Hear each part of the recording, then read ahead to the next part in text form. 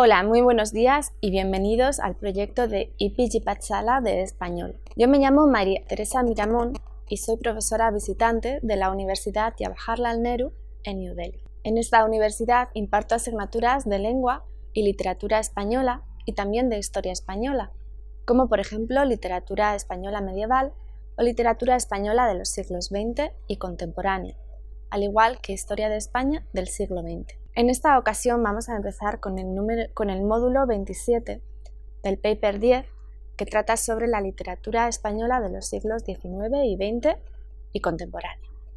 Este módulo se titula Miguel de Cervantes.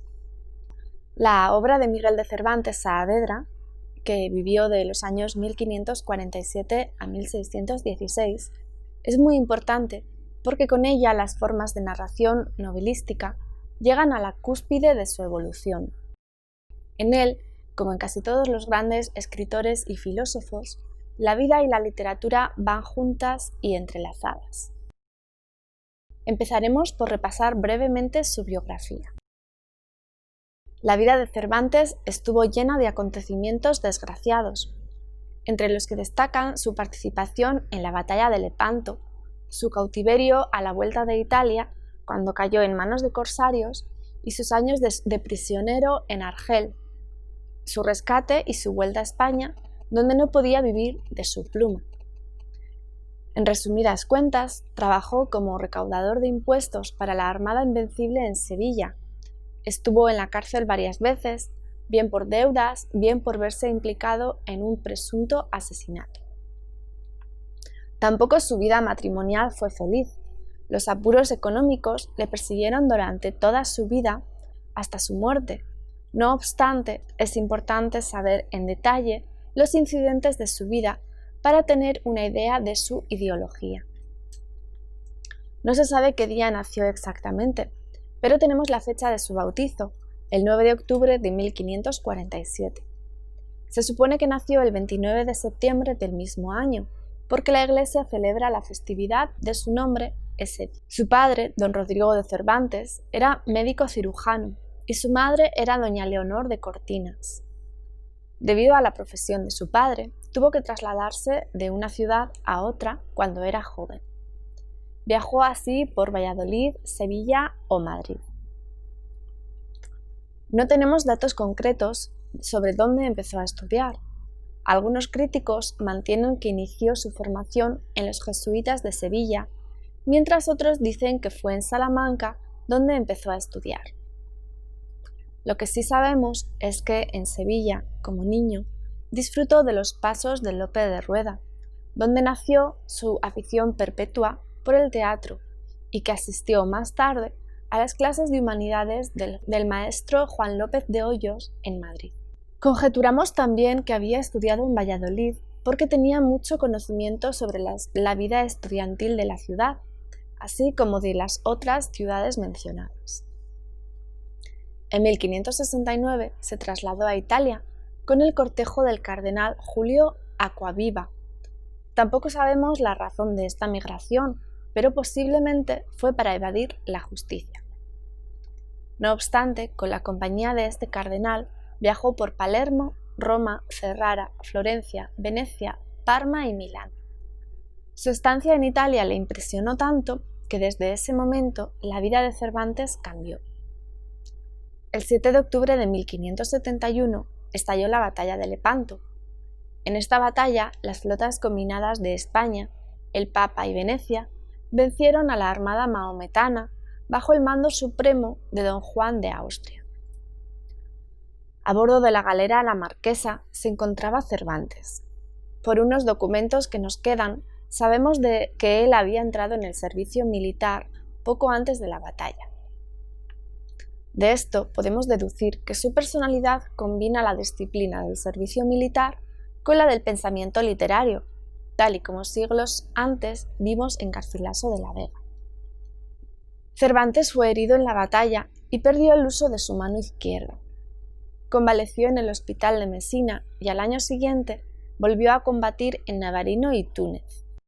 Después de su vuelta a Palermo, fue a Nápoles para luego regresar a España. Por entonces tenía muchas cartas de recomendación, entre ellas una de Juan de Austria. A bordo de la galera Sol, junto a su hermano Rodrigo, fue atacado por unas naves turcas cerca de Marsella. Fue hecho prisionero y conducido a Argel. Recordó este suceso 2 años más tarde en la epístola a Mateo Vázquez. En esta epístola declara el sufrimiento por la captura. El cautiverio es tan ahincado que de la epístola clásica solo queda la forma. La materia poética es un prolongado y trágico grito de dolor personal. Hay un desequilibrio entre materia y forma poco clásico, pero que responde a la mísera realidad personal. La tradición tiene que ceder ante la angustia desbordada. El pasaje que interesa dice así: pero mis cortos implacables hados en tan honrosa empresa no quisieron que acabase con la vida y los cuidados, y al fin por los cabellos me trujeron a ser vencido por la valentía de aquellos que después no la tuvieron. En la galera Sol, que oscurecía mi ventura a su luz, a pesar mío, fue la pérdida de otros y la mía.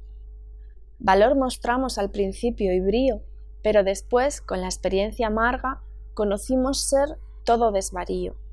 Sentí de ajeno yugo la gran carga, y en las manos sacrílegas malditas, 2 años ha que mi dolor se alarga. También hay alusiones a su cautiverio en un episodio de Don Quijote, una novela intercalada, y es la historia del cautivo. Aparte de esto, menciona su sufrimiento y la experiencia en sus comedias El trato y Los baños de Argel. Intentó escapar de su cautiverio en 2 ocasiones, pero fracasaron ambas veces sus esfuerzos por la traición de sus compatriotas. Su hermano había sido rescatado e intentó ayudarle, pero solo salió de Argel después de 5 años. De todas maneras, el rey Hassan nunca lo maltrató y se limitó a ordenar que se hiciera más rigurosa su prisión. Fue rescatado por petición de los frailes trinitarios y fue liberado el 24 de octubre de 1580. Una vez libre, se instaló en Madrid y escribió la Galatea en 1585 y varias comedias. Se casó con doña Catalina Salazar y Palacios, dama de Esquivias, y que era casi 20 años más joven que él, pero con una dote espléndida. La boda, por razones aparentes, fue un fracaso. Durante ese tiempo, Cervantes también conoció a otros escritores residentes en la corte. También dio inicio a otros negocios. Se instaló luego en Sevilla para empezar un negocio de envío de trigo a la Armada Invencible. Le pagaron mal y estos años fueron los peores de su vida. Fue encarcelado 2 veces y se supone que la segunda vez, en la oscuridad de la prisión, empezó a redactar Don Quijote. Con la corte se trasladó luego a Valladolid, donde vivía con sus hermanos Andrea y Magdalena, y la hija que tuvo con Ana Franca de Rojas. En la noche del 27 de febrero de 1605, en la puerta de su casa, fue acuchillado el caballero navarro don Gaspar de Espeleta. El alcalde les condenó a Cervantes y a su familia a prisión. Con la corte otra vez se trasladó a Madrid en 1606. Ya había publicado la primera parte de su Quijote en 1605. Entonces entró en su etapa más fecunda y escribió varias obras hasta su muerte en 1616. Había intentado pasar a Nápoles, pero no lo consiguió. Mientras, fue nombrado miembro de la Hermandad de Esclavos del Santísimo y de la Orden Tercera de Franciscana. Le sorprendió la muerte el 22 de abril de 1616 y fue enterrado al día siguiente. Pasemos ahora a analizar las obras de Miguel de Cervantes. Cervantes era un hombre que leyó mucho, hecho que se puede ver en sus obras. Experimentó con casi cada género literario, pero se especializó en uno, la novela, género que da gloria a su nombre en las letras españolas. Empezó su carrera literaria con la publicación de La Galatea, una novela pastoril escrita en 1585. No es una gran novela, ni tampoco fue recibida con mucho entusiasmo. Tiene todas las limitaciones del género, pero Cervantes soñó con escribir una segunda parte, como nos comenta, pocos días antes de morir, en el prólogo de su Persiles. Publicó en 1605 la primera parte del Quijote, las novelas ejemplares en 1613 y en 1615 8 comedias y 8 entremeses nuevos, la segunda parte del Quijote en 1615 y el Persiles póstumamente en 1617. Sus obras teatrales, La Numancia y El trato de Argel, no fueron publicadas hasta el siglo XVIII y su poema El viaje del Parnaso apareció en 1614. Ahora hablaremos con detalle de las obras que aquí se han mencionado. Empezaremos por la poesía. Cervantes no fue un gran poeta, como él mismo reconocía. Algunos de sus sonetos, romances y letrillas, que son aceptables, se encuentran intercalados en sus obras de prosa. Es uno de sus poemas, escrito en tercetos, distribuido por 8 cantos. Tomó su inspiración del poema del mismo nombre, escrito por Cesare Caporali, el gran poeta italiano. La ironía con la que describe a los autores y obras es una muestra de su habilidad satírica. Su producción lírica consta de 2 vertientes, la italiana y la nacional. Entre esta destacan los poemas, especialmente los romances, intercalados en el texto de La Gitanilla. Como ejemplo, veamos el siguiente romance titulado Preciosa. Gitanica, que de hermosa te pueden dar parabienes, por lo que de piedra tienes, te llama el mundo preciosa. De esta verdad me asegura esto, como en ti verás, que no se apartan jamás la esquiveza y la hermosura. Si como en valor subido vas creciendo en arrogancia, no le arriendo la ganancia a la edad en que has nacido, que un basilisco se cría en ti que mate mirando, y un imperio que aunque blando nos parezca tiranía. Entre pobres y aduares, ¿cómo nació tal belleza? ¿O cómo crió tal pieza el humilde Manzanares? Por esto será famoso al par del Tajo dorado, y por preciosa apreciado más que el Ganges caudaloso. Dices la buena ventura, y da hasta mala continuo, que no van por un camino tu intención y tu hermosura. Porque en el peligro fuerte de mirarte o contemplarte, tu intención va a desculparte y tu hermosura a dar muerte. Dicen que son hechiceras todas las de tu nación, pero tus hechizos son de más fuerza y más veraz, pues por llevar los despojos de todos cuanto te ven, haces, oh niña, que estén tus hechizos en tus ojos. En sus fuerzas te adelantas, pues bailando nos admiras, y nos matas si nos miras, y nos encantas si cantas. De 100.000 modos hechizas, hables, calles, cantes, mires, o te acerques o retires, el fuego de amor atizas. Sobre el más exento pecho tienes mando y señorío, de lo que es testigo el mío, de tu imperio satisfecho. Preciosa joya de amor, esto humildemente escribe el que por ti muere y vive, pobre aunque humilde amador. Como vemos, maneja los metros cortos y largos con elegancia. De la poesía italianizante, cultiva casi todas las modalidades. A veces nos recuerda a Garcilaso cuando trata el tema pastoril y otras veces a Herrera en cuanto a la temática heroica.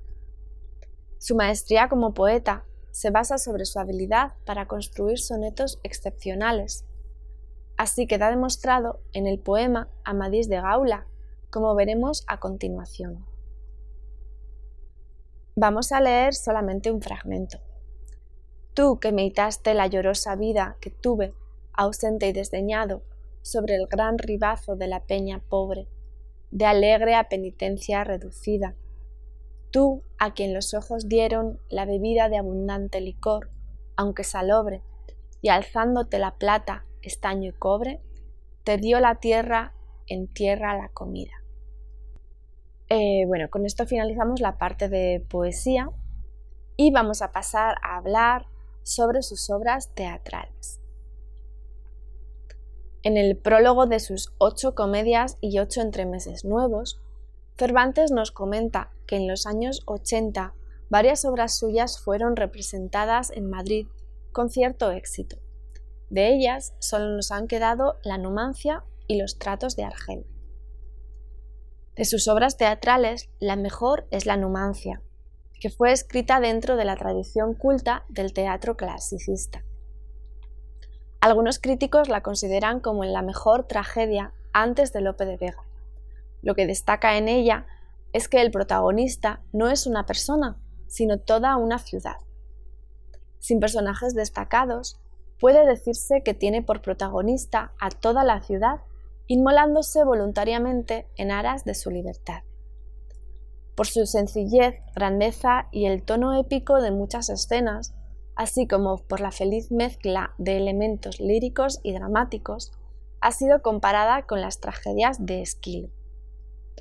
Aunque fue una obra de gran fuerza dramática, Cervantes dejó de escribir para el teatro porque llegó el genio Lope de Vega, como él mismo dijo, y en sus 8 comedias y 8 entremeses nuevos ya aparecen influencias lopistas. Una de sus 8 comedias, llamada Pedro de Urdemalas, se inserta en la temática de la vida picaresca española y es quizá la más importante de todas. Obras como El viejo celoso o El retablo de las maravillas tienen una comicidad notable. Sin embargo, la obra teatral cervantina nunca llegó al nivel de otros comediógrafos del Siglo de Oro. Como último apartado de este tema, hablaremos de las novelas ejemplares. Las novelas ejemplares de Cervantes fueron publicadas después de la publicación de la primera parte del Quijote, aunque fueron escritas antes porque aparecen mencionadas en él. En este género, donde el genio cervantino brilla con toda su plenitud. Las novelas ejemplares son 12 novelitas a las que Cervantes llamó novelas, porque según su forma provienen de la narración breve italiana, las llamadas novellas. Utilizó también el apelativo de ejemplares para denominarlas porque de cada una de ellas podemos sacar algún ejemplo provechoso, aunque no siempre está claro cuál es el ejemplo contenido en cada una de ellas, pues en algunos casos son auténticos cuadros de costumbres y en otros desaparece la sátira social para dar lugar a relatos de acción entretenida, que más parecen pretender la sorpresa del lector que su adoctrinamiento moral. Las 12 novelitas son distintas entre sí, tanto en estilo como en contenido. Por ejemplo, en La española inglesa, Las dos doncellas, El amante liberal, La fuerza de la sangre y La gitanilla, el tema es el amor. Pero es un amor muy variado. Trata de temas como la novia abandonada y la parodia matrimonial. Estas novelas ejemplares se acercan a la novela italiana, renacentista, por el tratamiento que les da Cervantes y por la idealización excesiva de los personajes. La ilustre fregona representa la fase de transición entre estas y las más realistas novelas del grupo. En ella, 2 muchachos abandonan sus casas para vivir como pícaros y se encuentran con la ilustre fregona, una mujer de extraordinaria perfección. Las novelas son una mezcla del realismo en cuanto a los episodios picarescos y del estilo renacentista por la idealización de la mujer. Pero sus más célebres novelas son Rinconete y Cortadillo, y las 2 novelas intercaladas, El casamiento engañoso y El coloquio de los perros, escritas con una técnica muy realista. En Rinconete y Cortadillo se representa la vida del hampa sevillano que Cervantes había observado de cerca durante sus años en Sevilla. Los personajes son algunos de los mejor dibujados de la obra cervantina. Todos los ladrones en la novela tienen su imagen favorita religiosa y en su sociedad la religiosidad parece ir unida con la delincuencia. A través de los 2 jóvenes, Rinconete y Cortadillo, Cervantes se ríe benevolentamente de esta sociedad y la hipocresía de su gran devoción religiosa y del vínculo entre la religión y la delincuencia. Es una crítica influida por el erasmismo renacentista que recorre la superficialidad de ciertos principios religiosos que no tienen nada que ver con la moral. Por otro lado, las descripciones ambientales en la novela son muy vividas.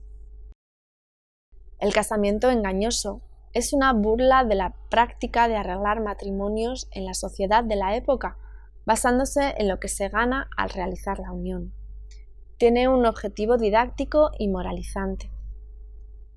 La historia del coloquio de los perros o el coloquio de Cipión y Berganza es muy original y curiosa. En ella, el burlado de la novela anterior, del casamiento engañoso, está convaleciendo de sífilis en un hospital donde oye la conversación entre dos perros. Muy al modo renacentista, Cervantes utiliza la forma dialogada entre los dos perros para que expresen sus opiniones sobre la sociedad de hombres que les rodea. Un planteamiento irreal para uno de los retratos más realistas del mundo cervantino. En esta novela aparecen nuevamente los temas de la hipocresía y la injusticia relatados según el humor cervantino. Los trabajos de Persíles y Segismunda es la última obra cervantina en el género novelístico. Fue publicada póstumamente en el año 1617. Cervantes escribió su prólogo 4 días antes de morir. Pertenece al género de la novela bizantina y tiene el objetivo de deleitar y enseñar al lector. El Persíles no logró de tanta popularidad como las novelas ejemplares y el Quijote, pero la importancia de la obra cervantina para las letras españolas recae en la personalidad de Cervantes, en quien, como en casi todos los genios, vida y obra se conjugan de la manera más perfecta. Y con esto terminamos el módulo sobre la primera parte de Miguel de Cervantes, que trata sobre su novela y su prosa, y damos paso al segundo módulo sobre Miguel de Cervantes, donde vamos a hablar sobre más conocida Don Quijote de la Mancha. Muchas gracias por habernos escuchado.